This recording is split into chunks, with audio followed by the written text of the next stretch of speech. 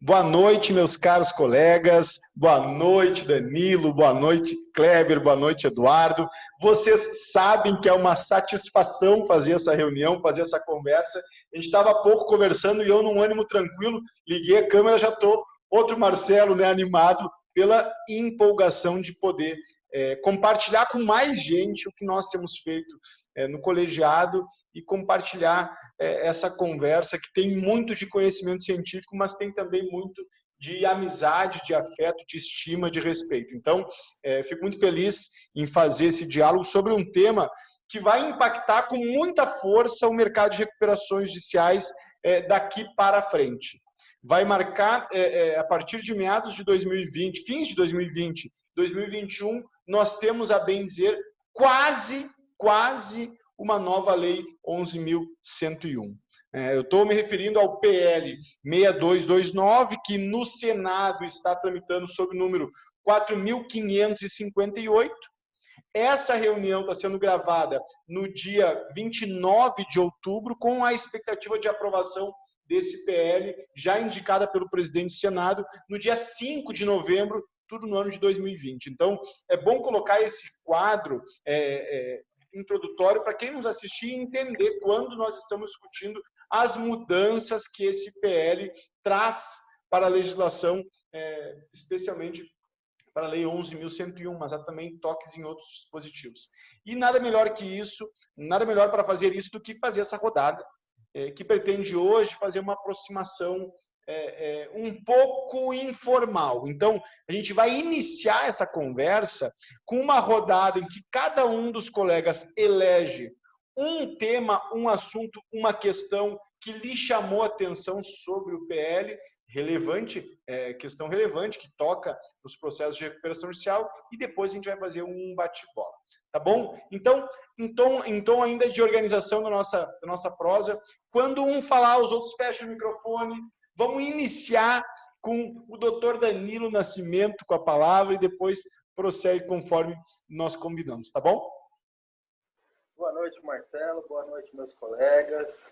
Obrigado por essa oportunidade de estar conversando sobre esse tema que é tão caro para nós, que é a recuperação judicial e o sorgimento da empresa em crise, né? Do empresário que se viu nessa crise de Covid-19 desamparado e entregue à força do mercado, onde tudo caiu, e agora nós temos essa oportunidade, com a releitura, com o reexame da lei, está melhorando e aperfeiçoando aquilo que já vem há longos anos sendo tratado dentro da recuperação judicial.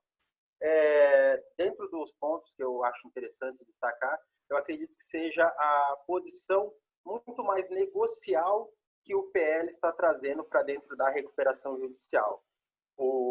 A legislação que nós temos hoje já prevê formas de negociação entre credor e devedor, e eu acho que o PL vem para aperfeiçoar isso daí. Correto.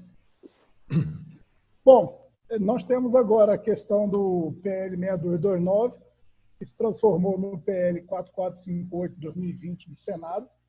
Vamos torcer para que haja uma votação que já é aguardada já há alguns meses, tendo em vista que havia um intuito, uma finalidade de proteção àquelas empresas endividadas e impactadas até mesmo por conta da Covid-19.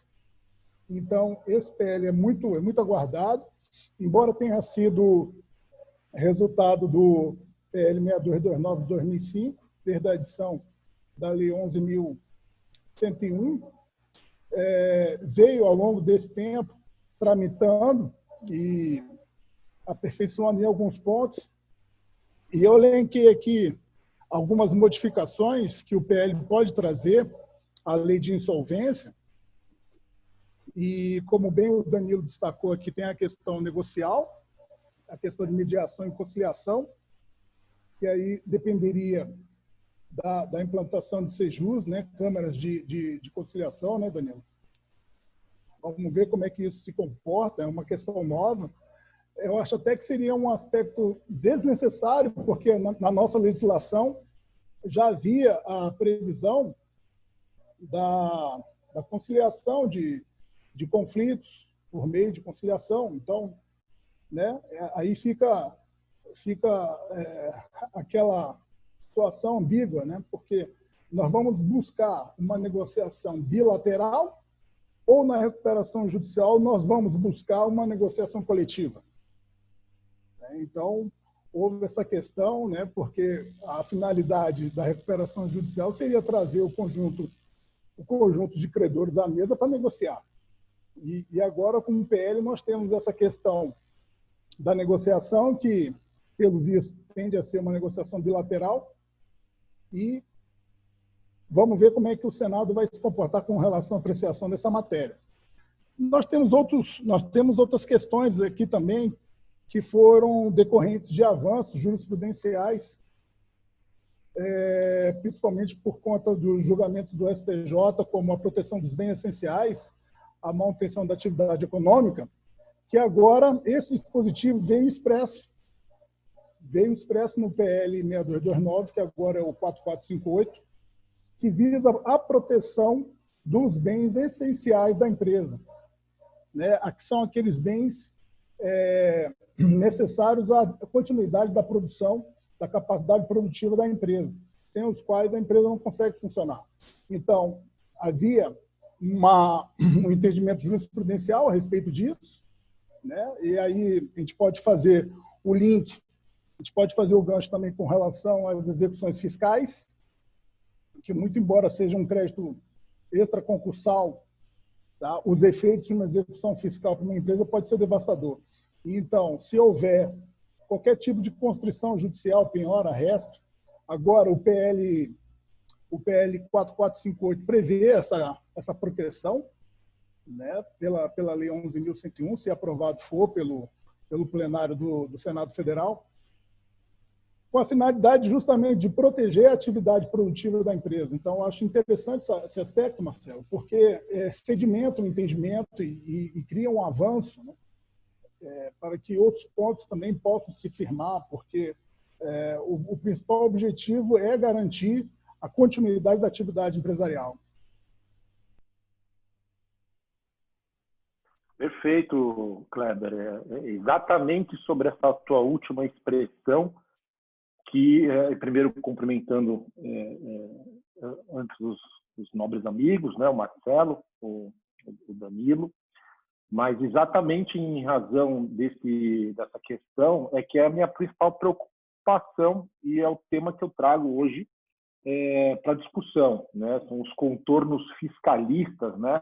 Marcadamente fiscalistas do PL, né? Então, eu acho que é uma série de conflitos aí que sempre existiu, né, entre a fazenda pública, o contribuinte, e agora, em especial, dentro do regime de recuperação judicial. Por que esses conflitos se acirraram tanto, né? Quer dizer, eu acho que a gente precisa assinalar que nunca houve, vamos dizer assim, uma relação tão amistosa entre fisco e o contribuinte, naturalmente. Agora, isso se acirra ainda mais num contexto de direito privado, num contexto de direito concursal, aonde a fazenda ela está literalmente ali amarrada, né, por observância ao princípio da legalidade,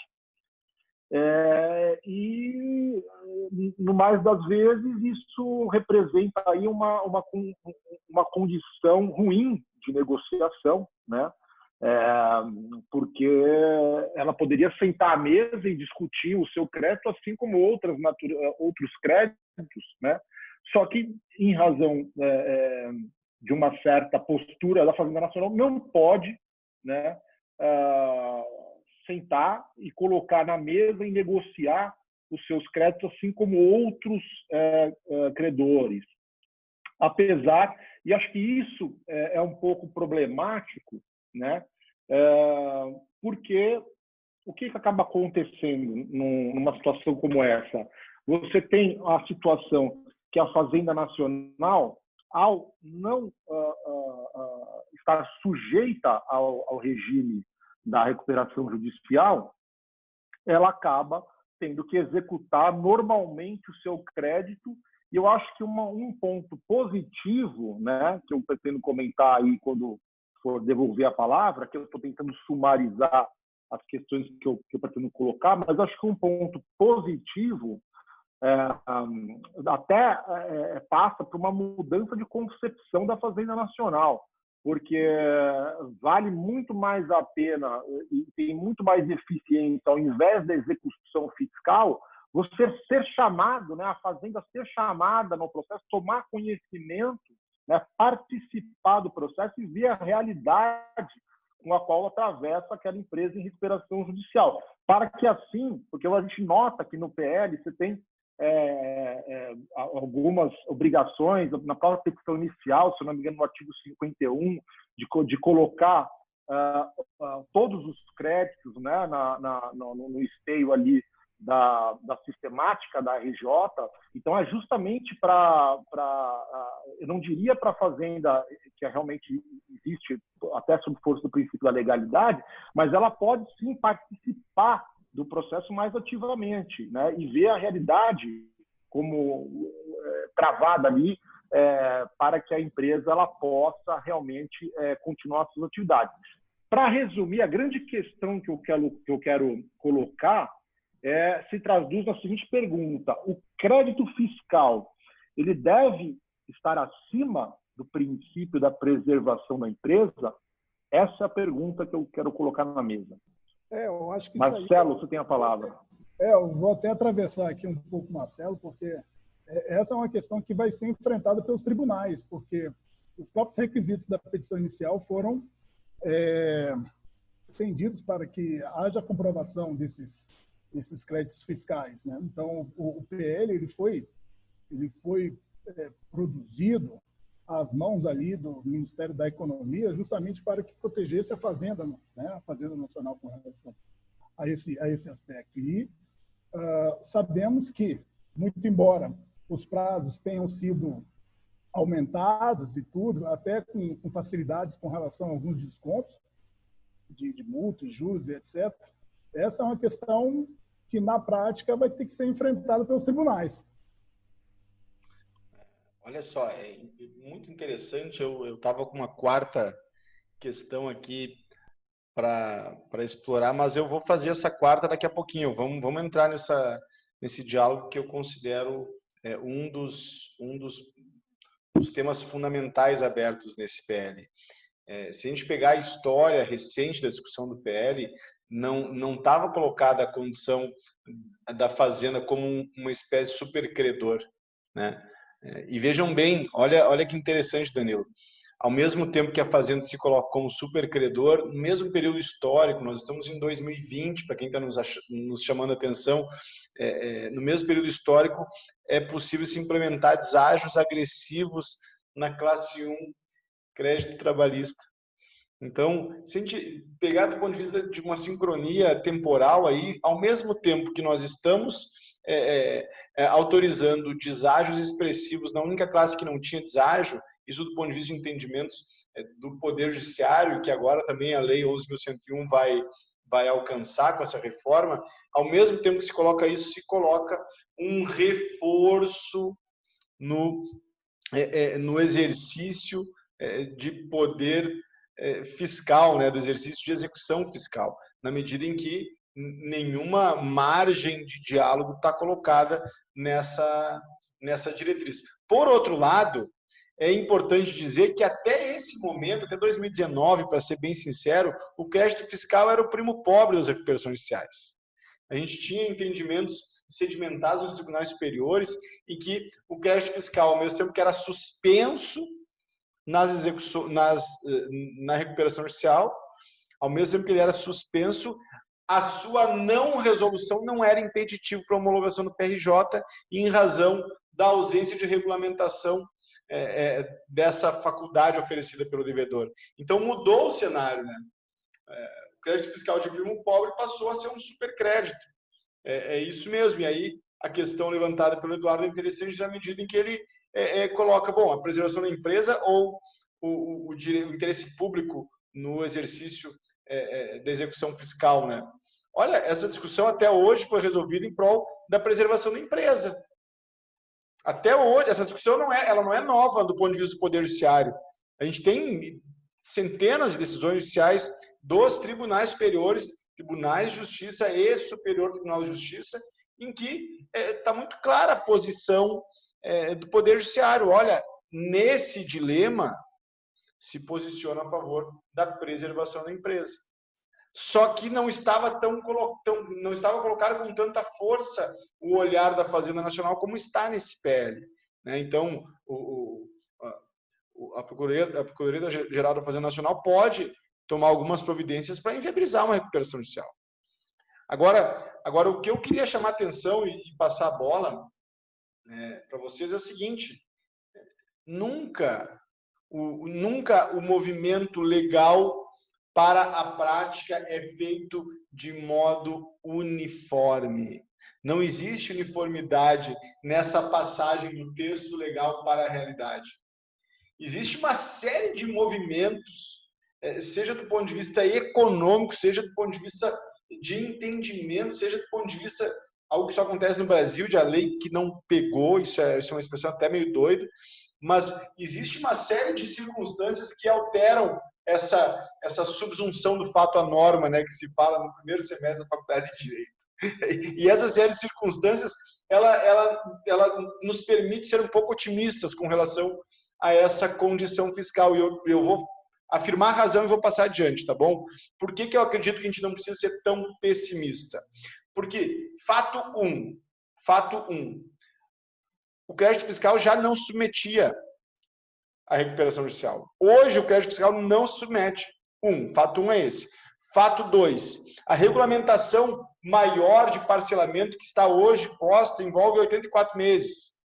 E no PL envolve 120 meses ou se for microempresas e empresas de pequeno porte, 20% a mais, o que significa 144 meses. Então, nós estamos oferecendo 12 anos para microempresas e empresas de pequeno porte regularizar o seu passivo fiscal. 12 anos. Não é pouca coisa. E, em terceiro lugar, vamos só combinar uma compreensão sobre recuperação judicial. Breve aqui, eu vou passar adiante, prometo.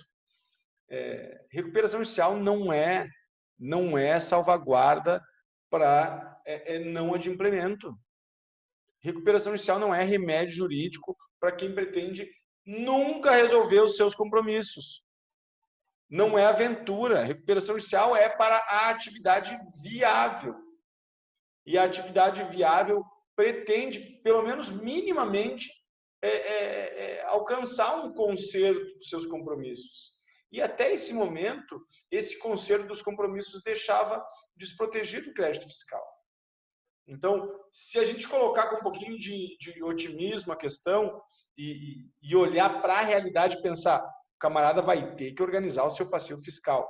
Quem sabe aí a gente consegue ser um pouquinho menos duro com o PL, sabendo que a circunstância não é uma circunstância que dá para a gente ser ingênuo também, né? Mas, Eduardo, eu só abri a discussão, sei que não resolvo, acho que a ideia é avançar. Perfeito. Eu acho que dentro, né, dessa linha, né, eu acho que, como você até falou, você pode ter uma concepção aí até um pouco mais otimista, né? Mas eu acho que no traçado geral, né, que a gente pode vislumbrar, que eu tenho esse sentimento, não dá para a gente falar nessa colisão aí de princípios, né, com o interesse do fisco em relação ao princípio da preservação da empresa. Me parece que até mesmo numa leitura aí que você não meramente econômica, mas porém multidisciplinar, evidentemente, né, a gente pode fazer aqui um raciocínio rápido.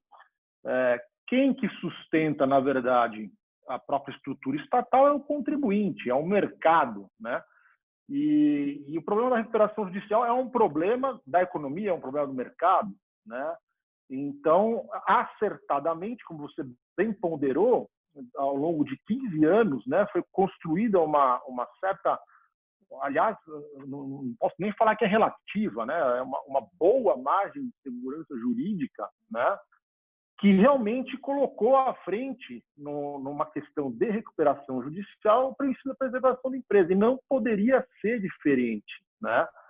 No direito concursal, ou você salva a empresa que realmente quer fazer jus a uma recuperação e salva o propósito, salva força de trabalho, enfim, você reanima, né, aquela empresa que, por uma razão aí exógena, por uma razão externa, ela vinha sendo asfixiada, né, e honrar os seus compromissos.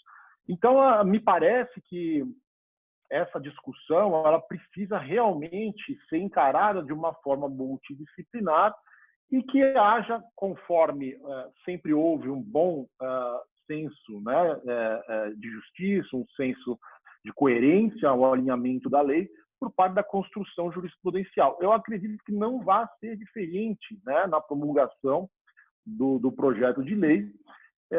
Algumas arestas realmente vão ficar, né, para a decisão jurisprudencial, algumas indefinições, algumas imprecisões, lacunas.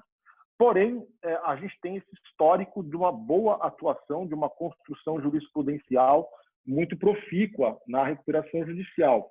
Então, o que realmente vai acabar acontecendo, que eu acho que não poderia ser de outra forma, porque a Fazenda Nacional, a Fazenda Pública, ela no afã de tentar impor, né, uma certa agressividade fiscal na sistemática da recuperação judicial, ela acaba por frustrar o seu próprio interesse, né, que é a recuperação do seu crédito fiscal, né? Então, por isso que eu vejo com bons olhos, né, quando eu vejo aí procuradores da Fazenda Nacional, uma assertividade maior no que tange a esquecer um pouco as execuções fiscais, que tem aos montes, né? Acho que isso representa aí no Poder Judiciário uma margem vastíssima, né? As execuções fiscais, né?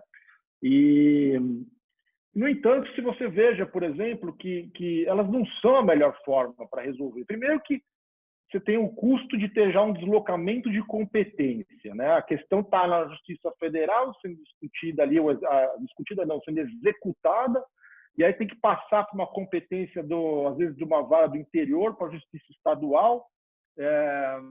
Ou seja, você tem até a própria questão também, o tema de afetação no STJ, né? Se não me engano, agora acho que é o 987 ou 978, alguma coisa assim.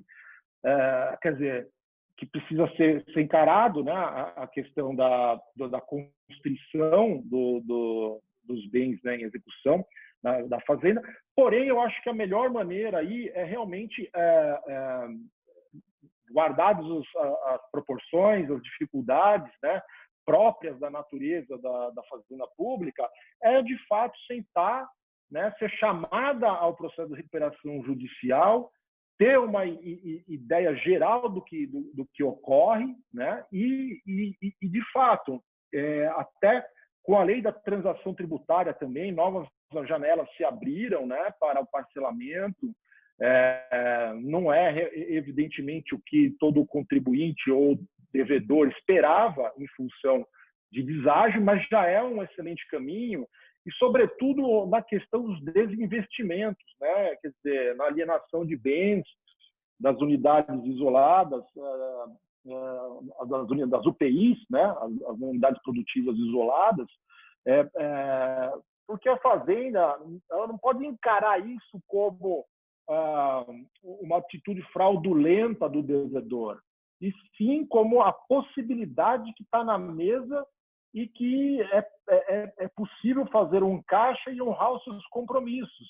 Então, eu acho que a postura mais conciliadora, né, e mais sensível à realidade da recuperação judicial, ela é muito melhor do que esse caminho da execução fiscal que tem aí aos montes, né? E ainda assim, se a gente for entrar um pouco mais nessa discussão, é dever da Fazenda Nacional pedir a falência da empresa numa execução fiscal frustrada, por exemplo. Quer dizer, ela pode, ela tem o dever de agir ou não tem, quer dizer, e aí nós vamos entrar numa outra discussão, quer dizer, que não é nada profícua, né? E que, se a gente for ver o que tem de execução fiscal frustrada, é uma quantidade enorme, de modo que, se a gente for elevar isso a ferro e fogo, nós vamos ter no frigir dos ovos, a gente vai ter uma inviabilidade da recuperação de empresas do país, né? Então, eu acho que eu não sou de todo pessimista, muito em função do histórico de 15 anos da construção jurisprudencial, que realmente aparou essas arestas e deixou a questão mais alinhada ao princípio da preservação da empresa. Eu vou seguir, então, chamando a atenção para uma questão conceitual. O problema da Fazenda Nacional não é estritamente a principiologia da Lei 11.101. Pode ser também a falta de compreensão.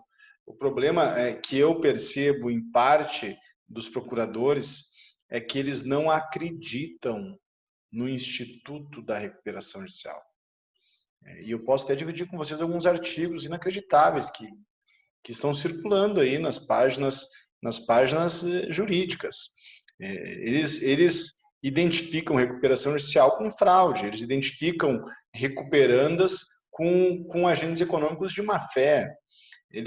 Eles buscam os números do passivo tributário, relacionam com recuperação judicial e dão a entender que recuperação judicial busca simplesmente fraudar o fisco. E aí os números e a lógica contábil permite chegar à conclusão que quiser mesmo. E daqui a pouco eles chegam à conclusão, daqui a pouco a gente conclui que, em razão do inadimplemento do passivo fiscal, nós estamos falando diante de fraude, nós estamos diante de fraude, o que não é verdade.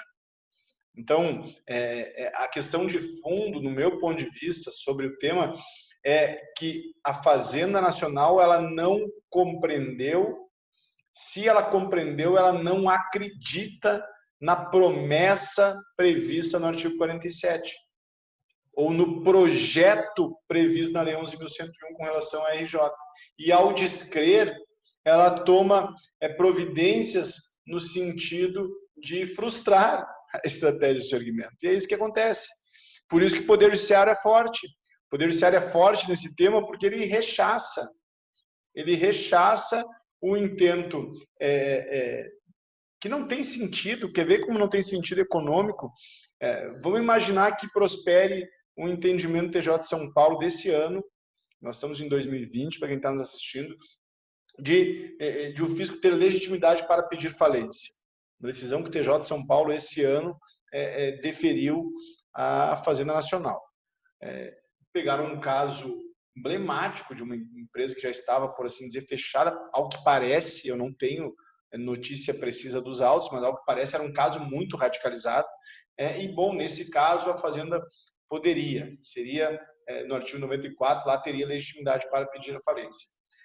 Eu não consigo imaginar um procurador da Fazenda Nacional que ganha 30, 40 mil por mês, nunca, depois que passou no concurso, esquentou a cadeira, quebrando a cabeça, depois dos 2 anos ou 3 do estágio probatório, nunca mais passou por uma dificuldade grave na vida. Eu não consigo imaginar esse cara compreender que é legítimo ele pedir a falência do empresário que emprega 100, 200 trabalhadores, que tem um giro milionário e que, por uma razão excepcional, não conseguiu cumprir os compromissos. Eu não consigo imaginar a razoabilidade disso.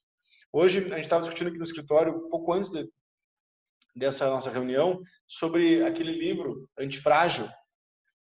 Sugiro muito a leitura, e eu e o Bruno discutimos sobre as condições de algumas profissões. Nós 4 aqui, não sei se alguém aqui é servidor público, tem imenso respeito pelo servidor público, mas a gente não tem estabilidade. A gente não tem 40, 50 mil nas costas, independentemente do tempo que a gente está no nosso trabalho, independentemente do resultado que a gente oferece aos nossos clientes. Pense no ponto de vista se é correto pedir a falência de uma empresa pelo inadimplemento do crédito fiscal, tendo a segurança não até minha aposentadoria, meus caros colegas, até a minha morte. Então, vai destruir centenas de famílias por causa de uma birra teórica. Então, eu vou além, Eduardo, para dizer o seguinte: existe um programa de concepção. E como é que faz esse programa de concepção? Duas formas: educa ou litiga.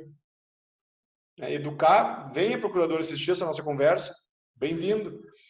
Ou vamos para o processo, vamos discutir: a preservação da empresa um valor essencial ou é a execução fiscal, o interesse do fisco, que seja um interesse público, para eventualmente pagar salários nababescos aí. Então, enfim, a ideia não é essa, né? Nós não estamos aqui querendo criar um dissenso com quem quer que seja. Isso é uma discussão de natureza teórica. Agora, se alguém se sentir ofendido, o problema é desse alguém também, não estou nem aí, né? Que fique ofendido, que venha discutir comigo. Mas a questão é de outra natureza. A questão, vamos voltar para o PL aqui. E aí, Danilo, Kleber, abram aí prossigam com outra pauta aí para a gente poder ter mais positividade, né? Porque daqui a pouco a gente está comprando briga com a Fazenda Nacional. Eu gostaria de complementar, Marcelo, pelo seguinte: eu tenho o mesmo pensamento, entendeu? O interesse, o bem comum, ele não pode se sobrepor ao que diz o artigo 47 da Lei 11.101, sob pena de ter efeito contrário. Na verdade, quando você prejudica aquela empresa que está tentando se recuperar, você prejudica toda a coletividade. Esse é o espírito da lei. E muitas vezes a Fazenda Pública não tem esse entendimento. Sobre a questão de organização, eu acho que agora, mais do que nunca, o empresário, as organizações, elas vão ter que se reestruturar, elas vão ter que ter mecanismos de governança corporativa eficientes para se sobrepor a esse momento difícil que todos estamos passando, e ainda mais o empresário. Como muitas vezes a gente vê, não há governança corporativa que sobreviva à criatividade, por exemplo, de um fraudador, como a gente vê o caso da JBS. Eles mesmos entraram no processo e só não estão no processo recuperacional porque eles são enormes, eles são gigantes, mas são bons candidatos a isso. E as outras empresas, as demais empresas, têm que ter isso: se reorganizar, se reestruturar, e fiscalmente, da forma trabalhista também, rever todos os seus processos e procedimentos, aplicar compliance, e nisso sobreviver nesse Brasil que é tão difícil para o empreendedor. O Brasil é um ambiente difícil para qualquer empreendedor. Isso não é de hoje, isso já se arrasta há muitos anos. Quando antigamente nós tínhamos um movimento que pendia para o lado do credor, como era a antiga lei, a lei de 1945, a lei 11.101 veio corrigir isso, e hoje nós temos uma posição muito mais negocial e muito mais aproximativa, muito mais amigável entre esses dois agentes, aquele que cobra e aquele que deve. Então, tendo uma boa atuação dos advogados, dos profissionais que são envolvidos com isso, certamente aquele devedor, aquele empresário em crise vai conseguir renegociar, e até mesmo a questão do fisco também, acredito que vai conseguir um bom parcelamento, uma forma de se reestruturar e voltar para o mercado de forma sólida. Perfeito.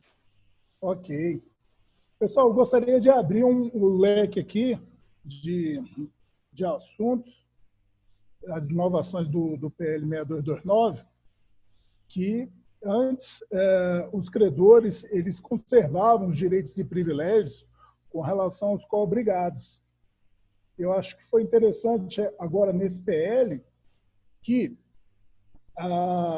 serão suspensas todas as execuções contra os co-obrigados. Isso é importante porque muitas execuções trabalhistas estavam sendo desviadas quando eles sabiam que a empresa entrava em recuperação judicial que era deferido o processamento da recuperação judicial, execuções eram desviadas para tentar atingir outras empresas ou sócios, né, co-obrigados. E eu acho interessante esse aspecto porque, mais uma vez, tem a preservação, né, e a prevalência do princípio da preservação da empresa, da continuidade das atividades da empresa, porque se houver qualquer tipo de constrição, vai abalar o funcionamento da empresa. Então, eu achei interessante essa questão, porque estava fora da Lei 11.101. Essa questão. Mas, Kleber, isso é mais ou menos, isso muito cuidado com essa questão. Por que muito cuidado? Porque, na realidade, essa condição ela está colocada, e aí é interessante a expressão que o Eduardo utilizou antes, nós estamos diante de impressões sobre este PL. Impressões por quê? Porque não se tem ainda uma análise exaustiva, pontual, detalhada. E por que eu digo isso? Porque o caso que você mencionou sobre os co-obrigados, ele valeria se nós estivéssemos na situação de um plano formulado pelos credores. Então, se eu não estou enganado, no caso de rejeição do plano, isso na forma do PL 6229. Se os credores rejeitarem o plano, eles têm um prazo, se eu não estou enganado, de 90 dias para apresentar um plano alternativo. Apresentando esse plano alternativo, tudo eu repito, se eu não estiver enganado, estariam desobrigados os co-obrigados dos compromissos dos créditos que se submetem. Então, você tem razão nesse aspecto. Agora, na recuperação, conforme o curso convencional, eu vou fazer uma visita mais detalhada nesse tema, mas eu não tenho certeza que os co-obrigados estariam fora da direção das execuções. Porque se isso se confirmar, nós estamos diante de um avanço extraordinário. Só que qual é o detalhe, Kleber? Se é isso, nós estamos diante de uma inovação não da Lei 11.101, mas do regime de obrigações do Código Civil.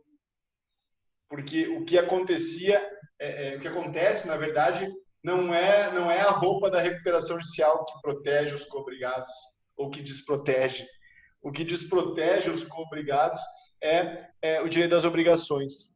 Então, fiadores, avalistas, enfim, esses personagens que não são protegidos pela blindagem, blindagem entre aspas, né? Vocês entendem que não é blindagem no sentido ruim da palavra, mas essa proteção não era estendida. Então, olha com atenção. O que eu tenho quase certeza é que, e falo com carinho, quase certeza mesmo que eu não tenho certeza, que os credores, quando apresentam um plano alternativo, eles não podem alcançar os co-obrigados. Então, e aí você tá cheio de razão, né? Mas eu adorei a ideia da gente mirar em outras variáveis do PL. E eu vou sugerir mais uma. O produtor rural estava fora da recuperação judicial. Muita briga, muito dissenso, muita dificuldade para ingressar em recuperação judicial o produtor rural. E a economia brasileira depende do produtor rural. Os superávites primários, que já nem existem mais, eu acho, mas que, enfim, por bom tempo a economia brasileira logrou alcançar, passavam pela produção do campo brasileiro. E eles estavam até 2020 sem poder ingressar em recuperação judicial. Em 2020, por mutações jurisprudenciais, novembro de 2019, para falar bem a verdade, publicado agora em fevereiro de 2020, mudou esse cenário. Então, a lei vem tarde, né? Mas vem. E isso é uma novidade também alvissareira. Nesse cenário, quais as outras novidades, gente? O que vocês pontuam? Bom, eu acho que tem uma questão interessante, né? Que também, conforme a gente estava discutindo no próprio colegiado sobre o administrador judicial, né? Então, você tem ali se não me engano, no artigo 22, na linha 2, ele coloca lá na linha C do inciso 2, a obrigação do administrador judicial atestar a veracidade das informações prestadas pela recuperanda, né? Quer dizer, numa só frase, ela conseguiu gerar, no meu ver, uma certa instabilidade, porque o administrador judicial é o longa-manos do juízo, né? Ele está ali para auxiliar o trabalho do juiz, para coordenar os trabalhos na recuperação judicial. E esse dispositivo, eu acho que é mais um daqueles que vai acabar sendo redundante, porque, veja só, qual que é, na verdade, de quem é a obrigação de escriturar, né, a contabilidade? Evidentemente que é do contador. O contador ele passa a ter o acesso às informações financeiras da empresa, né, inscreve elas na linguagem contábil, de acordo com as regras contábeis, e ele tem uma relação direta, né, com o seu cliente. Ele é o contador daquela empresa. Então, ele que recebeu os títulos originários, né, ele que recebeu a informação da empresa e ele é o responsável pela contabilidade. Agora, você transferir essas informações que estão ali sempre nos relatórios mensais do administrador judicial, você transferir vamos dizer, ficar co-obrigado com o contador, me parece que é um dispositivo realmente que não vai pegar em função de que ele não vai ter uma aplicabilidade, né? Como é que você passa a ter um co-obrigado ali o administrador judicial ele não pode atestar essa veracidade, não tem meios para isso. Cabe a ele sistematizar essas informações, organizar essas informações no interesse do juízo recuperacional, porém, aferir a veracidade, eu acho que aí foi ultrapassou uma linha que talvez não seja boa, né? Porque você imagina, por exemplo, aquele administrador judicial, de repente o magistrado não aguenta mais ele, quer dizer, que de repente está mal com o juiz, vamos dizer assim, se cai num critério de subjetividade que o juiz ele pode querer, de repente, interpretar isso, claro, eu digo, não falo de uma atividade, nem uma concepção de má-fé, mas eu digo assim, você alargar essa subjetividade é um cheque em branco, né? E desfavorece aí ao administrador judicial, gera uma insegurança, porque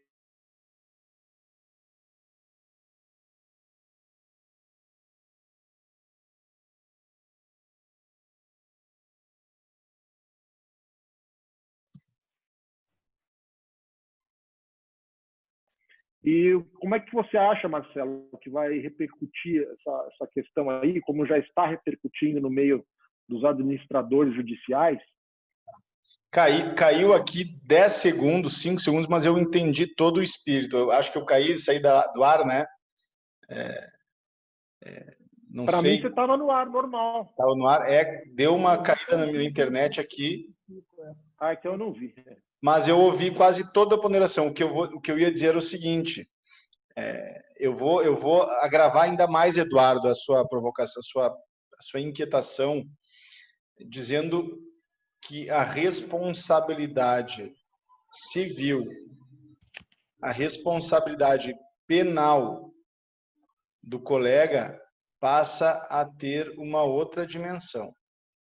Porque eu pergunto, imaginem, Kleber, você atuando como AJ da OI, administrador judicial da recuperação judicial da OI, como você vai atestar a fidedignidade, a correção de todos os documentos emitidos pela OI, Brasil inteiro?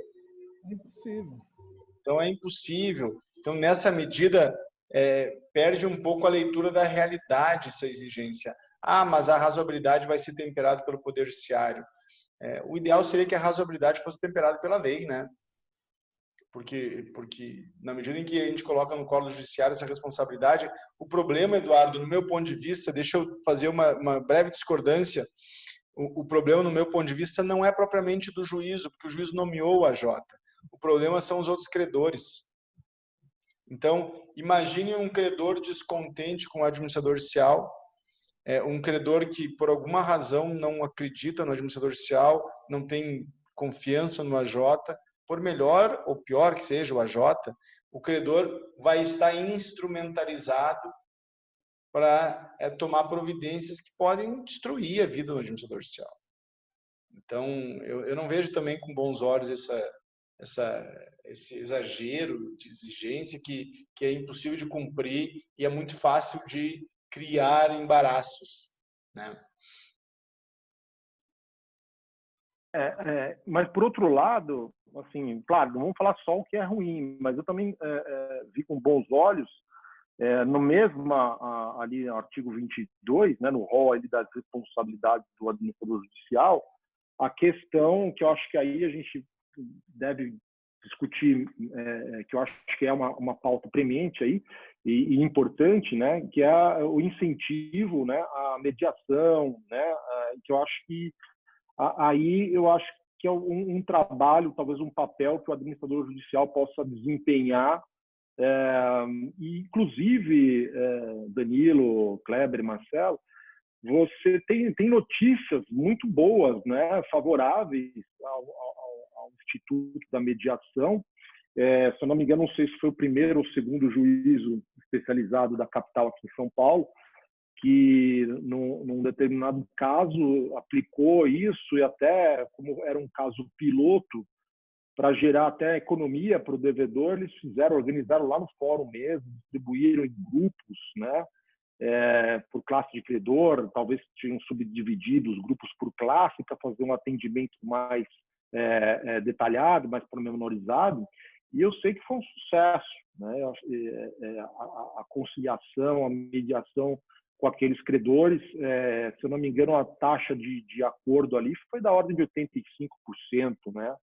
E então isso é um aspecto, acho que feliz da lei, eu vejo com bons olhos, e quero saber a opinião de vocês, colegas, aí, o que vocês acham. Olha só, Eduardo, olha como o direito pode nos pregar peças. A Oi, quando ingressou em recuperação judicial, criou câmaras de conciliação, criou um espaço interno, né, pelo próprio site. Não sei se vocês acompanharam isso, alguém aqui acompanhou? A Oi tinha janelas, um site com janelas de negociação. E alguns colegas foram valendo para essa negociação e tiveram aí para ingressar no quadro de credores um delay, um deságio, né, para ingressar no quadro de credores. O que aconteceu? Depois a Oi apresentou um plano, teve um novo deságio. Então, muito cuidado, né, porque a conciliação na fase pré-recuperação judicial ou na fase inicial de verificação de créditos, ela importa, a conciliação nesse momento, ela importa em redução do crédito. E para a empresa é bom isso. Só que vamos reduzir o crédito e depois implementar deságio? Então, não me soa bem isso. Como advogado de recuperando, eu não tenho problema nenhum em fazer isso. Não estou falando do ponto de vista ético, do ponto de vista moral, não é isso. Mas me soa uma dupla, sabe, fases de desconstrução do crédito, quase, sabe? Como advogado de credor, eu jamais faria uma conciliação em sede inicial, jamais faria. Pelo contrário, eu faria o inverso, eu chamaria os outros credores e diria, olha, nós não vamos fazer. Se eu tivesse na classe 1, eu ia fazer uma festa para chamar os outros advogados credores. Então, me parece que, entende? Fazer uma conciliação para depois compor uma negociação, quem ganha com isso? Só recuperando ganha. Então, e aí eu digo, pô, é um concerto, né? Vamos, eu danço aqui, mas, pô, dança um pouquinho também, né? Eu não sei se eu não quero mudar meu discurso, porque não é isso. Eu só quero dizer que colocar a conciliação em uma fase anterior à fase de construção do plano, porque o plano é uma negociação. O que é o plano de recuperação judicial? É uma inovação a partir das condições econômicas da empresa, né, das possibilidades de pagamento do aceite, do deságio, do alongamento, da carência. Então, e aí, antes, para entrar, eu já faço uma conciliação. Eu nem me refiro, Eduardo, precisamente à disposição relativa ao AJ. Isso se discute também. Tem lados positivos, desde que a AJ receba uma remuneração compatível com isso, né? Mas eu me refiro aos polos envolvidos, né? Veja, quando a gente coloca a questão no âmbito da prática, a gente vê algumas luzes assim que elas pareciam submersas, né, na letra fria da lei. Verdade. Eu acho que aí, dessa tua colocação, né, quando a gente enfrenta a realidade, tal como ela é, aí eu acho que a pergunta é que tipo de incentivo a gente teria que dar, né, para aquele credor que está no jogo, né, mas que ele possa ter um ganho também, né, que seja parte, talvez, de uma estratégia dele. Não, eu vou aqui fazer um acordo antes, porque, de repente, ele vai ser respeitado, eu vou ter algum privilégio quando sair o plano e for homologado, o direito que eu estou ali acordando vai valer, eu não posso me prejudicar, se houver uma condição ulterior contemplada pelo plano, eu posso fazer uma opção, algo do gênero, né? Porque realmente é do jogo da recuperação judicial a gente valorizar a sua posição, né? Isso aí é uma prática que é lícita, é legítima e é parte do jogo. Agora, eu digo isso, Marcelo, no sentido de que quanto mais a gente consegue dar uma resolução rápida para a questão da insolvência, né, mais a gente está tornando aquela alocação de ativos eficiente, né? E quando a gente consegue assegurar uma alocação de ativos de forma otimizada, a gente passa para o passo número 2, que é distribuí-la melhor também para os credores. E aí volta aquela questão da expressão em inglês, né, do melting ice cube, né, que acho que é muito importante e tem muito a ver com o cenário da recuperação judicial, porque quanto mais o tempo está passando, mais a empresa está se deteriorando, né? Então, eu sou particularmente um entusiasta, eu acho que não é fácil a gente levar adiante esses institutos, né, de resolução de disputas e conflitos, etc. Mas eu acho que isso que fomenta o debate, né? A gente encarar na realidade, ver as resistências e propor soluções, né? Então, acho que nessa linha foi boa a dialética. Eduardo, nesse ponto, o PL traz uma novidade, né? Ele traz um tempo de respiro para o empresário. Agora, antes de entrar com o pedido de recuperação, o empresário pode ir no Sejusc, pedir a mediação e chamar todos os credores para negociar ali. Caso ele tenha a necessidade, ele pode entrar com a tutela de urgência cautelar e pedir a suspensão de todas as execuções por 60 dias. Então, a lei está trazendo, ou o PL está trazendo essa possibilidade de suspensão por 60 dias. Dali para frente, caso a empresa ela vá entrar com pedido de recuperação judicial, esse tempo dos 60 dias ele vai ser descontado do stay period. Entendeu? Então, é aquele balanço que eu disse. Né? Hoje, a lei tenta aproximar, igualar muito mais as partes. De um lado, o devedor vai conseguir pegar os 60 dias para suspender as execuções. Contudo, se ele entrar com pedido de recuperação, esse período de 60 dias é descontado lá na frente do stay period dele. Então, está tentando equalizar aí os dois polos, né? Eu acho que esse ponto aí da negociação do PL saiu pela culatra. Eu acho. Porque não tem nenhum incentivo para o credor firmar um acordo, depois a empresa pode entrar com pedido de recuperação, suspende as execuções pelo stay period e, né, enfim, aí foi uma boa para a empresa recuperando.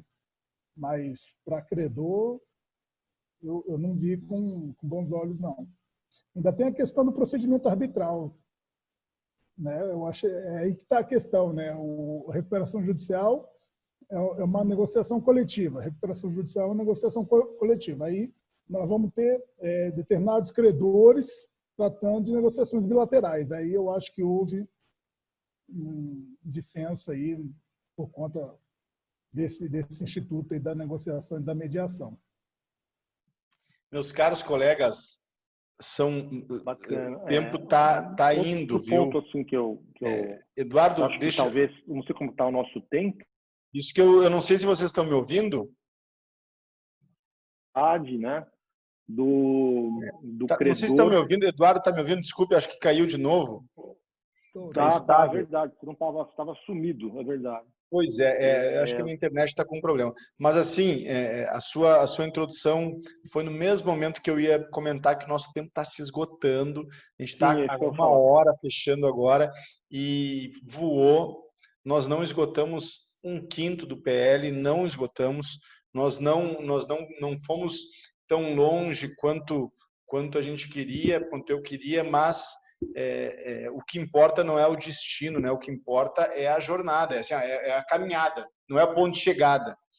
O que importa não é onde nós vamos chegar, o que importa é essa passagem, e essa passagem, todo esse tempo, toda essa hora, foi importantíssima para quem aqui está nos assistindo e se aproximando do PL.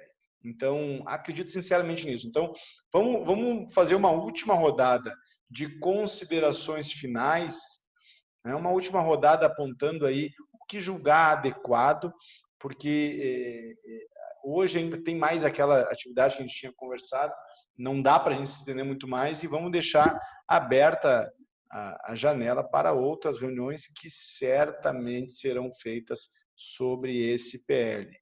Eu diria que, do ponto de vista do colegiado empresarial, essa reunião simplesmente inaugura um debate que pretende ser longo mesmo. Então, mantendo a ideia da rodada, o Danilo começa com as considerações finais, depois o Kleber, depois o Eduardo e eu faço uso da palavra, tá bom?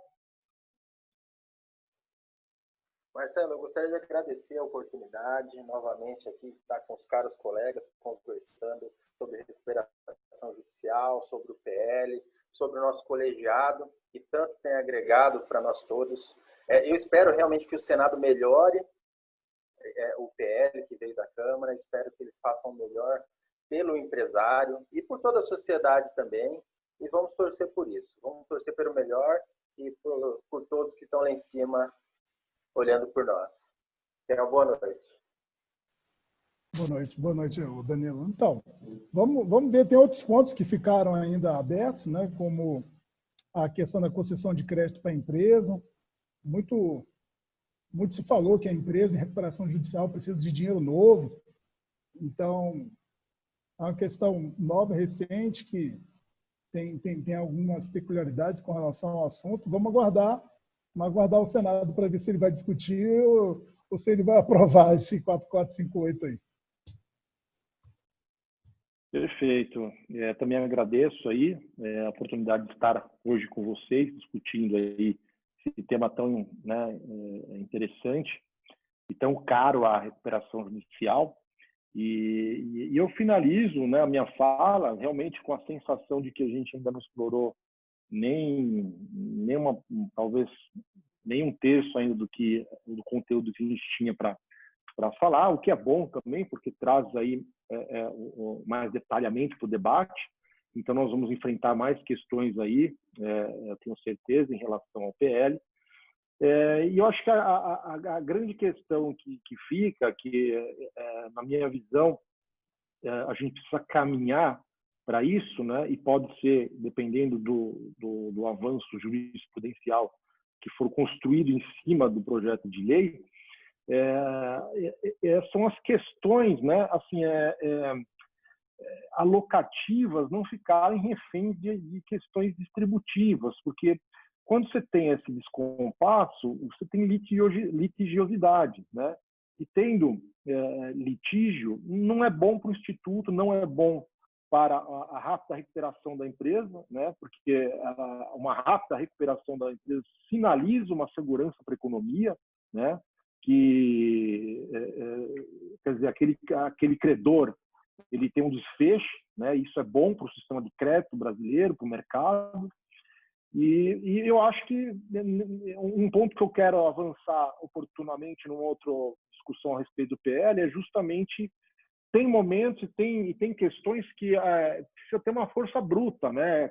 Mais como o direito americano. Eu acho que a gente relativizar certos institutos, a exemplo da mediação, quer dizer que e aí quer dizer, então faça uma mediação que lá na frente eu vou ser prejudicado, então não vale, então eu vou entrar com recurso, e por aí vai, né? Você tem o empty core, quer dizer, é um outro aspecto interessante que eu acho que a gente precisa analisar um pouco melhor como é que ele fica nesse contexto da lei que está ser aprovada, porque hoje você pode formar N consensos, né? N blocos de credor, você pode ter uma maioria formada num certo momento e num outro momento se passa por uma outra composição, né, do bloco majoritário dos credores, e quer dizer, cada um tentando defender o seu, mas me parece que a solução caminha para uma estruturação da negociação, né, com mais forçando, né, as partes, os credores, a tomarem decisões rápidas e irrenunciáveis, né, porque ele tem que ter esse poder de decisão, ele pode ter incentivos para ter esse poder de decisão mais rápido, para que a situação toda, para que toda a burocracia e os atrasos elas possam ser resolvidos de maneira mais eficiente e que atenda melhor aí as questões alocativas e distributivas. Gente, olha, eu encerro mais essa reunião simplesmente agradecendo. A palavra é obrigado. Obrigado pela disponibilização de tempo, de estudo. Acho que esse movimento que foi inaugurado há pouco tempo pelo colegiado e que eu tenho estado à frente é um movimento simplesmente revolucionário.